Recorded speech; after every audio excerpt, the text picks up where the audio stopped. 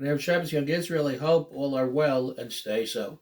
Mazel tov to Dr. Alan Debbie Katz upon the birth of a Bechor Natan Menachem HaKohen to Rachel and Jonathan Katz.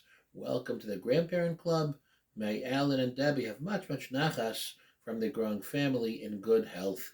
Mazel tov as well to Seth and Rena Lehman upon the birth of a grandson born to Rev Josh and Ricky Lehman. Look forward to a bris this coming week with Shatov of Mutzlachas and much continued simcha and nachas for Seth and Rena as well. The researchers in the early 1980s, if I'm not mistaken, came up with a term called the IKEA effect, where a bunch of smart guys from Harvard and Yale decided that if you take a cheap bookcase and ask the people to put it together themselves, so even though the quality is haphazard and is subpar, but because you made it yourself, the fact that it's the fruits of your own labor makes you appreciate that you produced, even though if you would have bought fully made, fully assembled the same item, it would have been of much more reduced value. HaKadosh Baruch Hu also values the fruits of our labors, Hashem's IKEA effect, as it were, in which the Chumash enumerates the various donations towards the construction of the Mishkan. Zos HaTeruma Asher Tikchu Meitam. Number one, Zahav, Chesef, Unichal, Shes gold, silver, copper.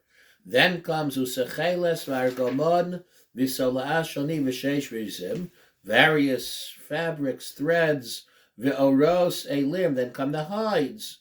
Then come V'oros Elim Ma'adamim, V'oros Tichashim, Vatzei Shitim, timber, Shemen Lamaor, Bisamim L'Shemen HaMishchav, L'Ktar Sasamim. Then come the precious gems. The Avnei Shoham Vavnei Miluim Loifod V'Lachoshen. Asks L'Or Chaim HaKadosh, the Chumash seems to be presenting the donations in order, like the plaques in a big fancy synagogue. You have the platinum donors and the builders, and the right. First comes the gold and the silver. Then comes some of the rare tcheles is rare argamon, the rare dyes, the rare threads, oil a little more common, timber, the bisamim, and then at the very end come the precious gemstones, Avnei Shoham and Avnei Miluim.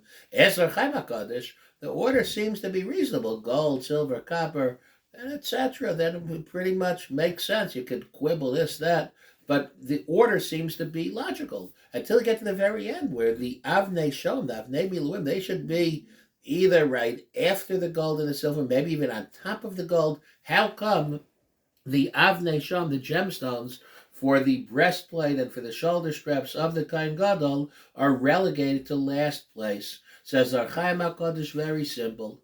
All these other items, those of greater monetary value, those of lesser monetary value, were all our own donations. That's money, materials and items that were accrued and obtained through the fruits of our own labor. The Avnei Shoham, the Gemara Yuma has, the Midrashim have, came from the Ananei HaKavod. There's the divine clouds that showered these gemstones, and we picked them up. The Nesiim picked them up and brought them as donations. They may have had a higher price tag on them. They may have been more valuable, more expensive, but just because they were more expensive didn't mean they were more precious to HaKadosh Baruch Hu. HaKadosh Baruch Hu values, like the IKEA effect, that we produce through the fruits of by our own labor. The fruits of our labor may not be more expensive, but they're more precious. Whatever a person does, a Jew tries, might not always come out the best, might not be the highest quality fancy furniture, but you put it together yourself. That's what HaKadosh Baruch Hu values. The davening may not be perfect, the behavior is not always perfect, the learning's not perfect. A person gives it his best shot, and HaKadosh Baruch Hu places tremendous value on that maximum effort. Have a great Shabbos.